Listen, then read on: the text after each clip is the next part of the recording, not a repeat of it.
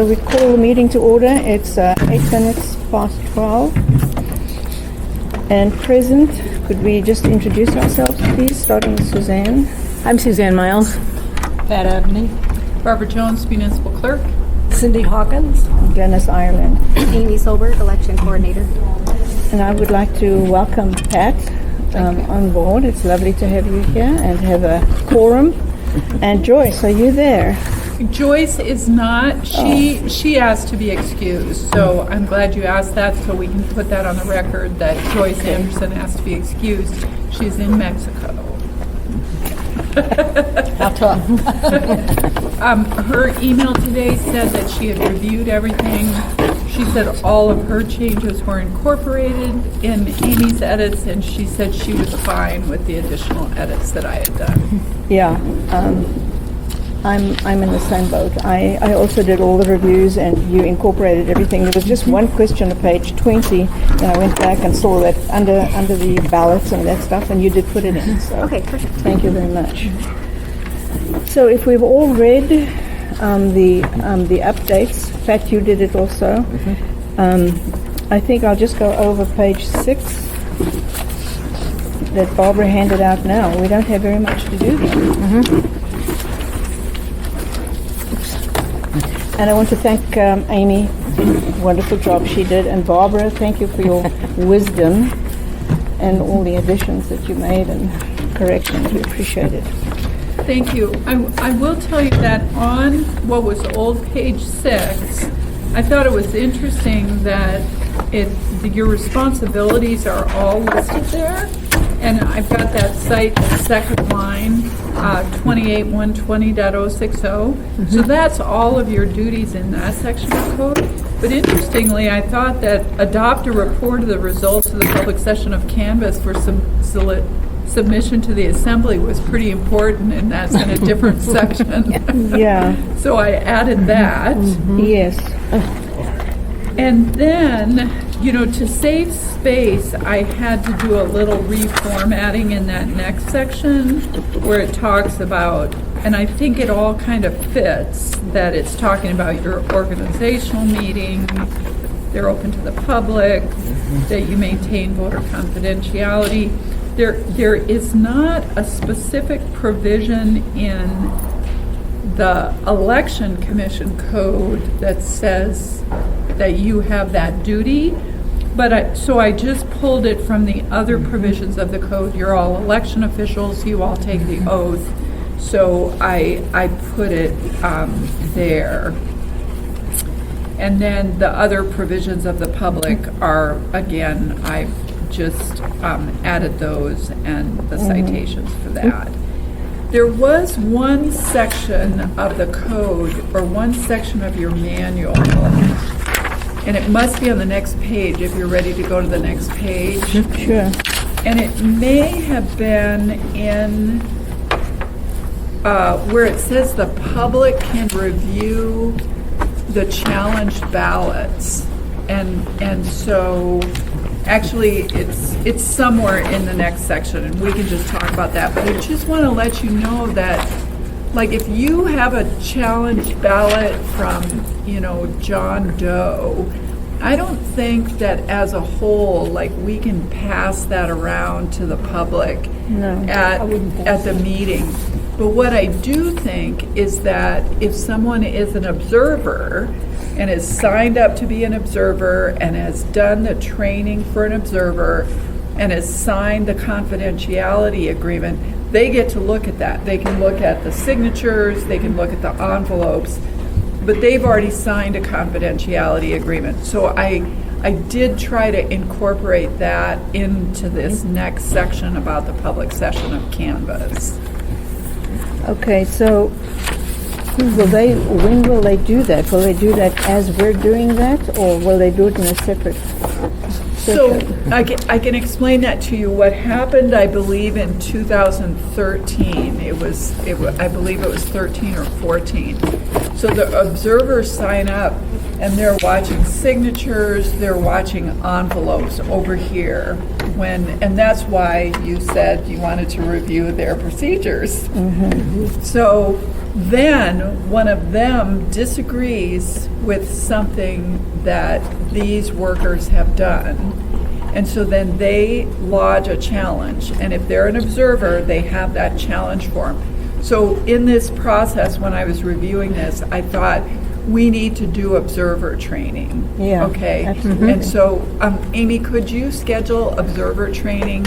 And that'll be for our workers and the commission.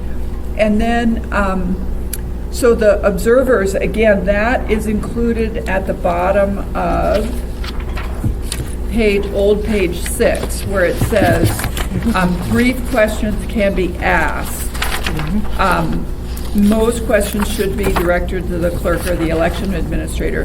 That is from the observer manual. And they can ask you a question like, can you tell me why, you're like going to lunch now or something like that? Or can you tell me what, something like that. They can ask questions like that. But they can't say, well, wait a minute, I disagree with that signature. I think that signature was really bad, and I think you should not count that. They can't ask those questions over here.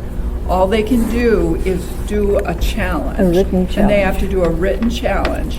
And they get to see what the name of the voter is, and they get to have enough information that they can lodge that challenge for us.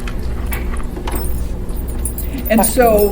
What so- happens to the written challenge once it's done? Well, they come to me, and then I have to review them, and then I can grant or deny the challenge. So let's say the challenge was, there's 2 ballots in 1 envelope. That would be now the signature one we're going to take a look at. But if there's 2 ballots in 1 envelope, and they say, we're not going to count either, and I changed that term throughout, and I'm going to look to see if I can see it because I don't remember it. The code says provisionally challenged, okay? We've always used the term potentially rejected, so I put both of them in for now.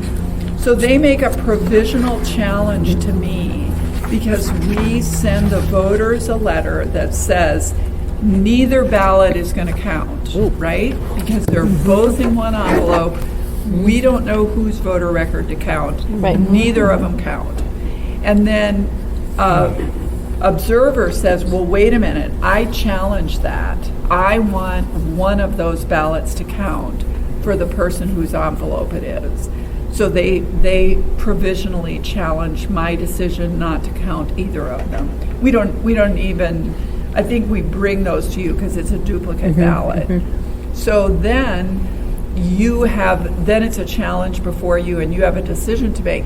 Well, that person has already seen that because they're an observer. And so at the meeting, that observer knows who those voters are, right? Or at least knows who one of those voters are because that person already challenged it. But they've signed a confidentiality agreement, so it's okay.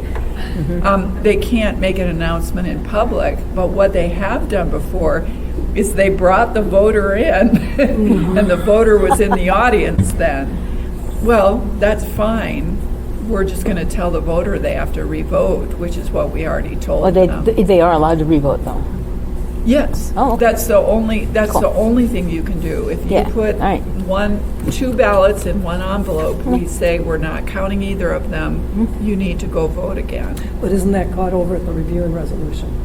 When Because by the time the canvass happens, right, so that's the provisional challenge, Right. and then it's set before you, and then you then you vote. That's going to be on.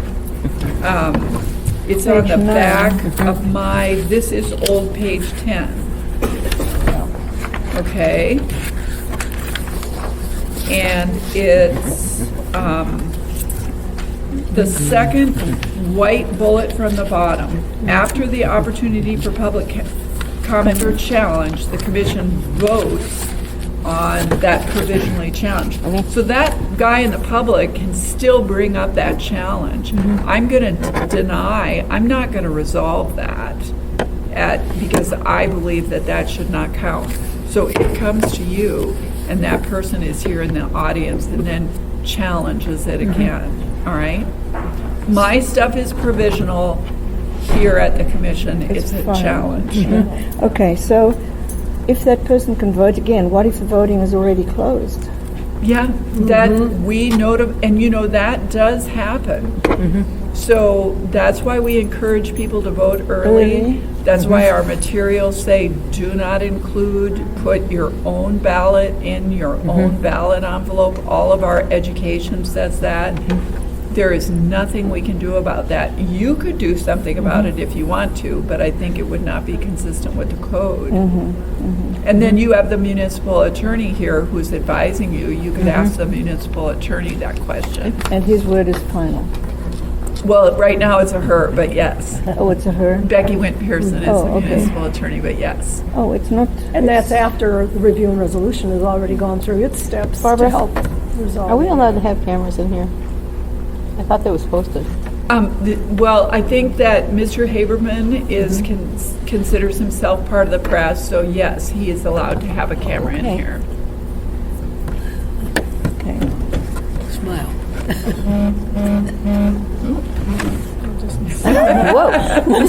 Speaking of phones. So let's do that in a different situation where we have a preliminarily or a provisionally challenged ballot over here in review and resolution.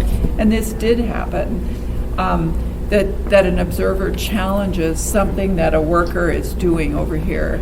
And typically it would be, I'm trying to think of an example. You know, we had problems, you know, like when someone would enter something wrong in Brems. So let's just say that that's what happens. We key in something wrong, and it comes up and there's no registered voter.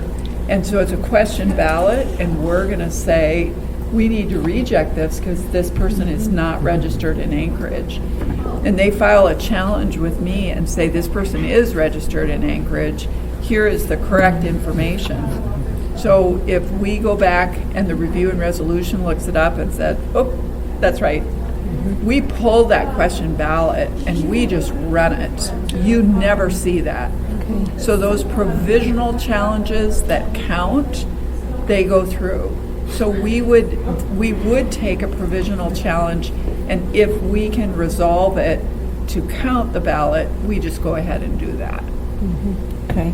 So every effort's been made to resolve that envelope of the ballot for whatever reason.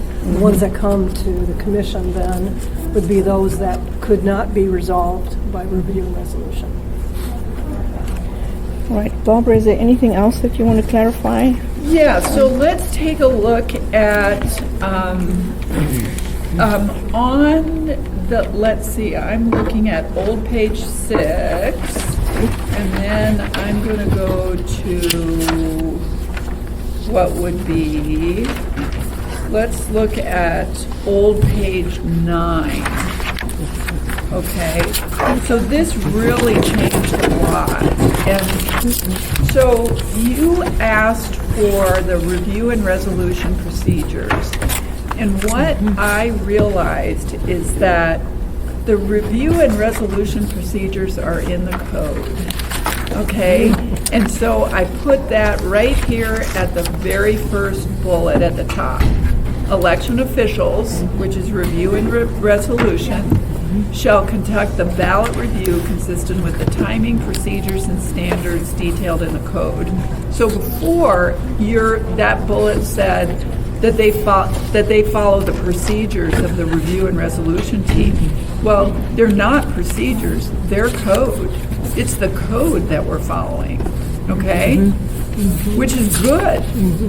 Okay, then we go down to, now this is something interesting that I figured about at the code. Bullet number 2 and 3 there, the provisionally challenged ballots. The code says we only have to mail that letter if it's a signature challenge. I thought it was all challenges. And Cindy knows very well that we send it for all challenges, but the code only requires it for signatures. So I split those out. Okay. So on the second bullet, and this is this page, Glennis, it's at the bottom it says, this is old page 9. Okay. Okay? So the second bullet says, if a ballot is provisionally challenged because a signature is missing or determined to be invalid, they shall, within 3 days, send the opportunity to cure. Yeah. The next bullet says, if it's provisionally challenged for other reasons, they may notify the voter in writing on the opportunity to cure letter, okay? And then underneath that, I added the, if time permits, they may notify the voter of the date and time of the public session of canvass. But I added that little provision in front that is not required by the code. Amanda did that in the olden days when we had, 50 to 75 potentially rejected ballots. Well, with 200 that we had last year, I do not think it's possible for us to notify those voters of the public session of canvass. Yeah. And then you can see the next bullet is what I was already talking about. All provisional challenges are subject to review by the commission. All right? Now, and then we hold the public session of canvass. So the next section, in the next section, I just swapped two things around. Basically you have a work session and then the public session of canvass. So here's what I said, I said you may have a work session. You certainly don't have to. We could do all of that slogging at the public session of canvass, and we have done that before, but I assure you your meeting will go from 5 until about 8. Yeah. And the best thing about it was that you guys found things that we needed to count last year. So I thought that's why the work session was really helpful. You got to ask a lot of questions, and we had staff here that we could answer those questions. So I thought the work session was helpful. But at the work session, what we're doing is, number one, we're going over that final report worksheet with the categories of the provisionally challenged ballots. That is on the bullet at the bottom where it says a final report worksheet with the categories. And that's why I put that first. We're not going to review your draft public canvas report until after we're done. So I just swapped those two around. Now, it does say there that it's important that the members participate in this review because you're going to sign a final report, but really, you don't have to have a work session. It's more important that you can't be telephonic is the bottom line, because you're acting in a quasi-judicial manner, and it's my opinion that the whole municipal code doesn't allow telephonic participation in quasi-judicial matters. You are the judge, and the judge needs to be able to see the evidence and then evaluate the witnesses if someone comes in to challenge, and that's my opinion. Sounds wonderful. Okay, so now we're going to go to the back of this page, and now we're actually at the public session of canvass. And then we're going to, it's the same thing that you did in the work session, except now you're going to allow public comment on each category.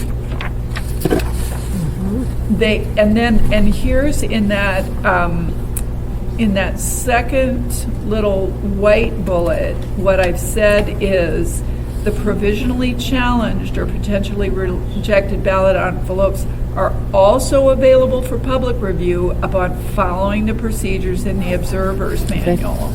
And so we've already talked about that.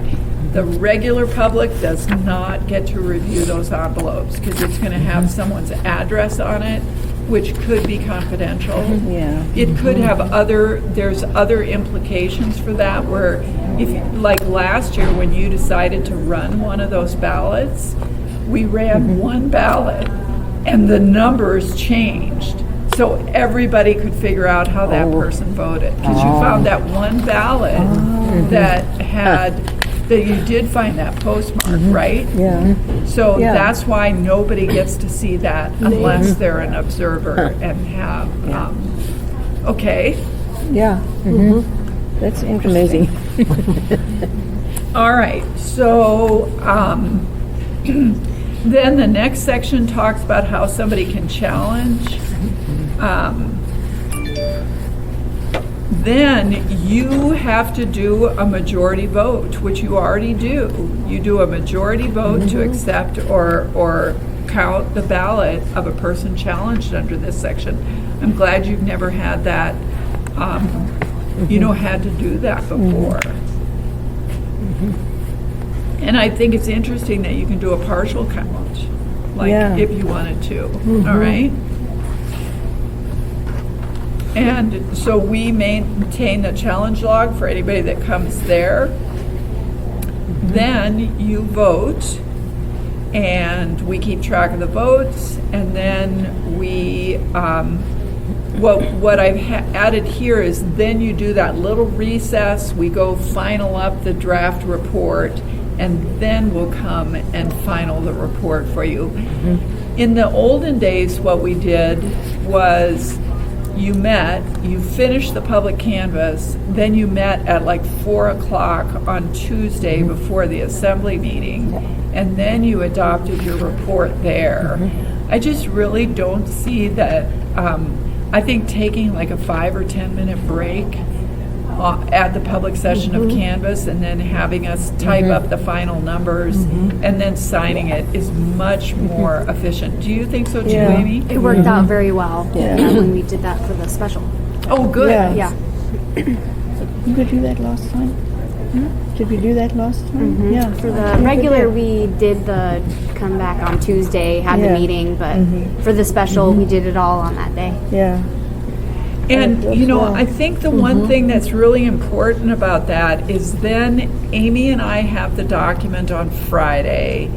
We submit it to our agenda team. Our agenda team can upload it onto the website, and the document is there for the public on Monday at least, and the agenda is there. So, and then the assembly has it too, so they can take a look at it and review it.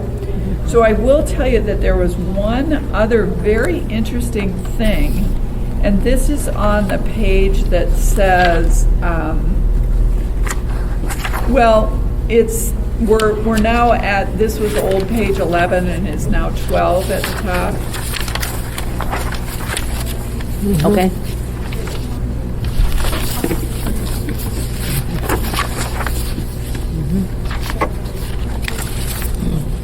So on that one, we're talking about what the reports contain, and we've got those two lists there. And then on the back of that, what it said in this was that the commission has to get its final report to the clerk on Monday by close of business. And it's like, whoa, who's doing that? So what I just took that out. I just don't think that, if it comes to that and you want to write a report on your own, I think that's fine. I think there's nothing prohibiting you from doing that. But I think you want us to help you with that. And so if you look in the old version, it says that you have to get it to the clerk by Monday at 4. And I just took that out and said that we'll prepare your report for you. All right? Good idea. And then one of the other things that was somewhere in the body of your stuff was it said something about this notice of ballot rejection, and I just put it at the end because it's after the public session of Canvas. And this is what the code says that we do, is that we send a notice of ballot rejection to all the voters. I think that's important that you know that.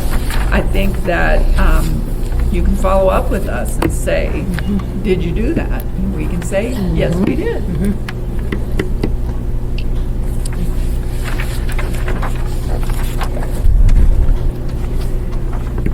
Is that all, Barbara? I think that is it. I think that's probably more than enough. But I think those were pretty significant changes. And I just, you know, I really wanted you to know that I think the code has changed quite a bit. And I think that's why these are more accurate. I do think that there are some issues still with the reject codes in the back, right? Amy had some questions about those. And I think if you're ready to take a look at some of those, I think we're at, it would be old page 17. Or no, yeah, this is page 17.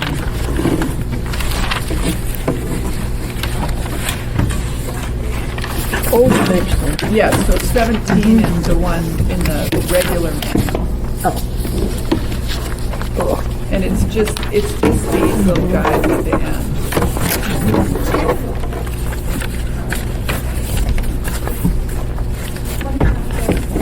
So on that one,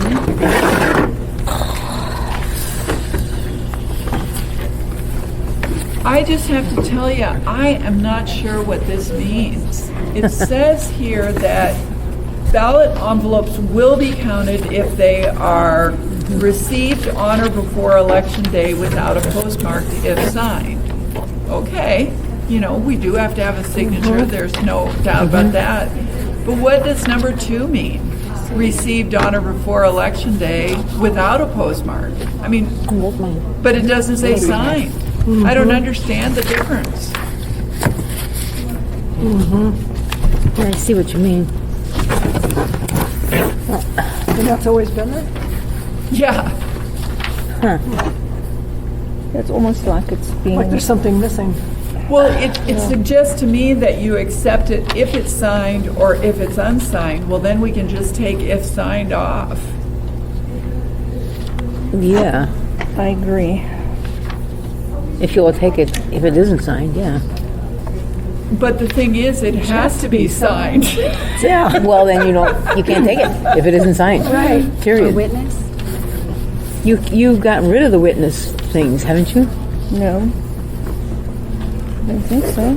So I wonder, does it need to say received on or before Election Day without a postmark if all other requirements are met? Is that what it is? Or is that too complicated? Pretty vague.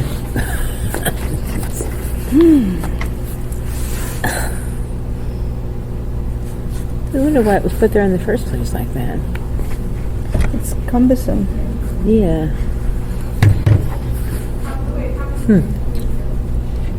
You know, I guess I think, and I think you all know this, if it's not signed, it's going to go into the not signed bucket. If it doesn't have a postmark, it's going to go into the no postmark bucket. You know, we're not going to count something that isn't signed, even if it has a postmark. Oh. Well, maybe And you should just again, leave it alone the then. resolution would have been in touch with them. Yeah. So if we're receiving it, that means due diligence has been paid by our review and resolution, and we still haven't got a signature, even though it was postmarked on the correct, it was before, or even if it had been received and it didn't have a postmark, if there wasn't a signature, again, review and resolution would have made an attempt. So we're receiving it after we've already done work to contact that voter. So I think you can change number 1 to say received on Election Day without a postmark, take out off if signed, and take out number 2. Okay.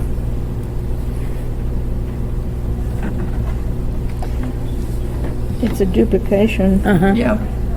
So we would just take out 1 and 2, Take No, out, if- take take out out if 2. signed. if signed. Yeah. So that was all I had on that page. Then on the next page, I think the next page, this is challenge special needs email and fax ballots. And so I think we need to take a look at those envelopes.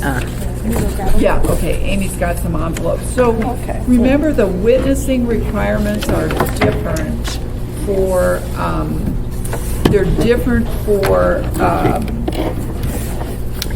those types of ballots than they are for the regular ballot envelope. So for a regular ballot envelope, there's no requirement for a witness.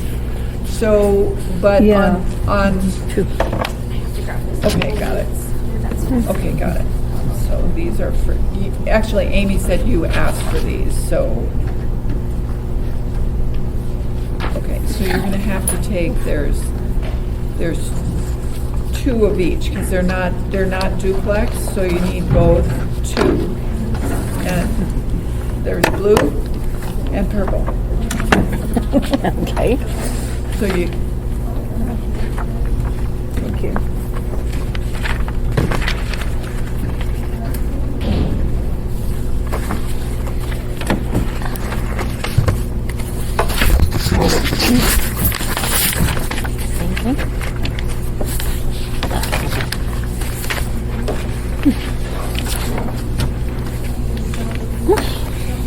so what we're looking at on these instructions,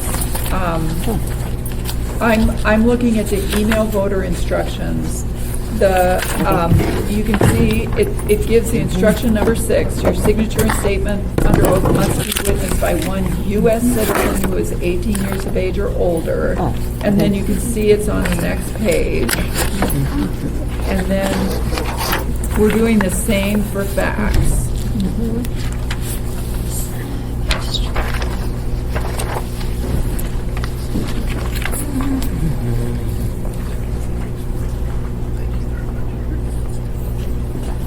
So the question is, for those 2,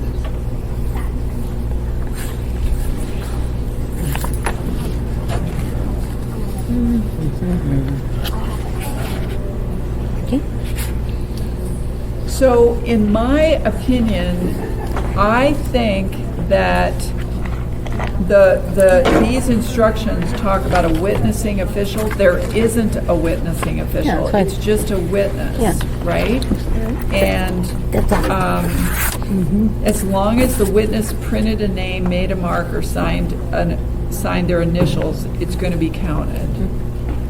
Okay, so that, I think we're okay with that. I know you don't particularly like the requirement for a U.S. citizen, but unfortunately, that's what the code says for right now. So we'll take out the in witness and then take out official. Take the official out of it. On number 3. Yes. Yep. Do what? It's on page 17. Yeah. Oh, I've got 18. Sorry about that. Oops. Okay, then what about number 4? That's the same thing. Yeah, I think all of the rest of them come out. So 4 through 9. Yeah, so On page now we 18. need to look at you've got your special needs there. So go ahead and take those out for 4 through 9. And so the new instruction works for fax and email. So does it work for a special needs envelope? So what is the witness supposed to do here? Well, this is a representative. It's a representative taking it to a resident. Yeah. And they have to sign and be identified. Yeah, but a mailing address Yeah. and a residence. They have to give all those particulars.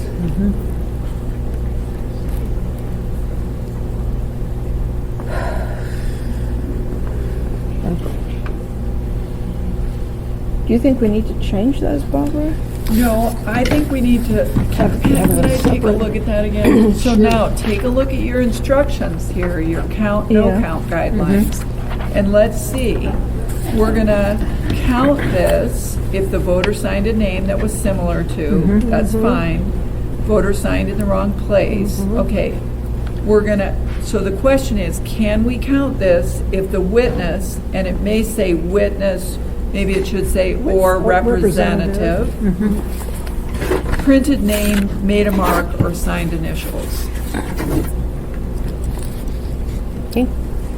So maybe we should leave in witness official omitted date of witnessing. We could, instead of saying witnessing official, we could say witness or representative, omitted date. And there's a date on the fax and email ones too, so I think that's fair enough, that would mean Yes, that would be we would the same. count it then too.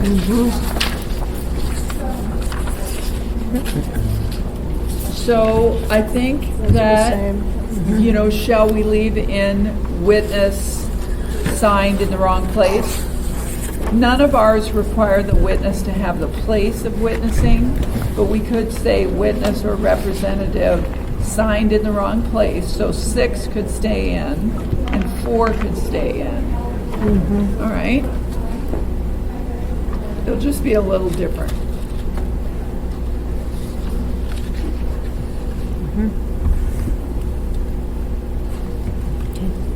So then the other ones where voter didn't print name on the top line, I don't even know what that means. Ballot type was not indicated on the envelope. You know, we're not gonna, I just think those are unnecessary. Now, do you have a question ballot envelope that we could take a look at?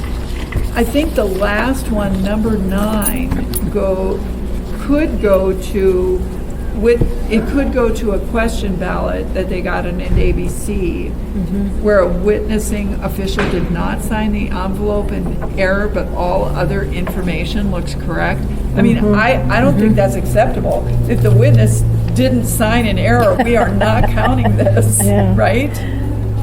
I don't think we can count it. So if the ABC worker did not sign, did you know that is a question we need to take a look at, because I think there is a specific provision in code that says if the ABC worker didn't sign the question ballot envelope, but the voter signed the register, you count it. I think the preponderance of guilt on the part of the ABC worker shouldn't Punish the voter. Right. The voter doesn't sign the register though if he's doing the question ballot. He does sign You the should. register. There is There's a question register. There is a ballot, question register ballot beside. Oh, register. that Yeah. register, okay, I was thinking of the other, okay. The one with all the numbers on it. Yeah. Yeah. Because at the precinct, they do this. I remember these are my favorites. So the reason I think number 9 doesn't apply, it's not a witnessing official on this question ballot envelope. It's an election official. It's a right. worker. That's right. And the code addresses that separately. So I think we can take number 9 out. If a witness official doesn't sign these envelope, the email, fax, or special needs in error, they don't count. Okay, so now you're including the signature, not only from the question ballot, but you're also saying the signature on the special needs as well as the fax or the email? Well, I wanted to make sure that our instructions fit everything. I don't think this no count guidelines applies to questions, right? Okay, yeah. But, so do you wanna, it says that we would count these ballots if the witnessing official didn't sign in apparent error. And I think that's wrong. Because it's their fault, not the voter's fault. No, I think it's the voter's fault. They have to make sure their witnesses are, this is done at the ABC. You're talking about on the question ballot. Okay. Right, This no, one. now we're, Okay, sorry. yeah, I had the same, Yeah. that's why I had to clarify. We're talking about right here. Yeah, I remember doing these because if you get hasty and there's about a million of these in front of you, you can miss one. Right. Easy. But in this case, this is on the voter. Yeah. Yeah, because they aren't supposed to return the fax or email without the witness signature. And so it's a no count if there's no witness Right. signature. Right. And everything is supposed to be checked by an election official or a worker, the ABC worker, for the special needs. So, again, if you have a special needs person, are they expected then to make sure that their representative has signed everything? Well, I think that would be asking a lot for our I think so. ABCs. I think the issue is if you are serving as a representative for someone, you had probably better do this right. The onus is on you. And I mean, I think that is really clear that you need to sign this. And so the question here for us is, special needs is the only circumstance where ballots are allowed to be taken out of the polling location or the, even the election center. So we're giving this person a really special privilege to hold on to that ballot. If that person is not going to take this privilege and responsibility seriously and sign, I don't think we can count it, because that's really risky for us to be issuing ballots that are going out. And if that person isn't going to sign this oath that they did this, I don't think we should count it. I agree. I agree. And this can be returned to any of the places. Yes. Yeah. Not only where it was picked So up. 9 would stay. I've never had one Well, returned. 9 is a I've never had one count. returned. So I think really? 9 needs to They go take up them to and they a never no pick up. count. They may have come right? someplace else. Yes. Yes. Yep. Put it on the no count. Yep. Okay, so what are we leaving in there then, Barbara? Which numbers? Okay, so number 1, 2, 3 are going to be the same at the top. That's going to be will not be counted. That'll be the same. Envelopes and ballot requests will be counted if number 1 stays the same. Voter signed a name similar to, but not exactly like the name registered. Cindy signed Cynthia. We're going to count it, right? Yes. Barb signed Barbara. All right? Voter signed in the wrong place. That's going to send us for a little spin for a little bit, because they pick it up right at the signature is picking it up. But when we look at the whole ballot, if we see they signed in the wrong place, we're going to We count still it. accept it. Yeah. You're going to sign this if the voter signed up here instead of down here. We're still going to count it.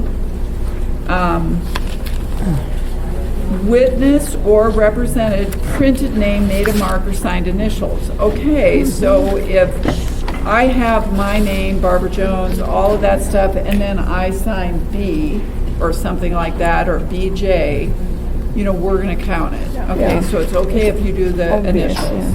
All right? So number 3 is good. Number 4, we're going to count it if the witness or representative omitted the date of witnessing. That's okay with us, right? Yeah. Yes. And then we're going to do number 6, witness or representative signed in the wrong place. I mean, if they signed, if they signed up here, or if they signed down here, we're still going to count it, even if they signed in the wrong place. But number 9 is going to go up to the no count, and it's going to say no witness or representative signature. 7 and 8 are still off. Yep, 7 or 8 are gone, and 5 is gone. And I think those are pretty consistent with the code.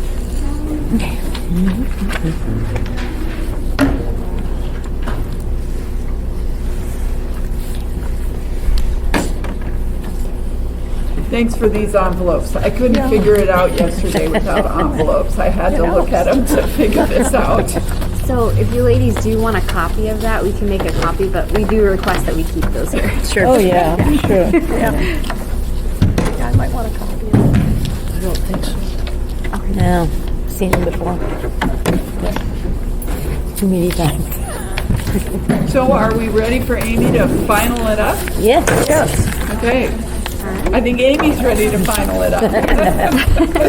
There you go, madam. Those are all the corrections then. I'm sorry, Glennis, I didn't hear you. Those are all the corrections then and amendments. Yeah. Is there anything else you need from us, Amy, to make those? I think the only corrections I would be making is on page 17 and page 18.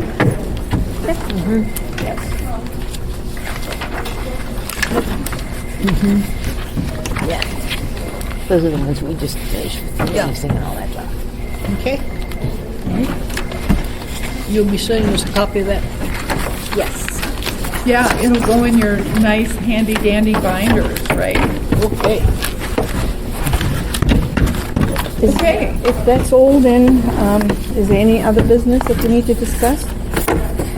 Then we can call the meeting closed. So did you want to stay for logic and accuracy testing?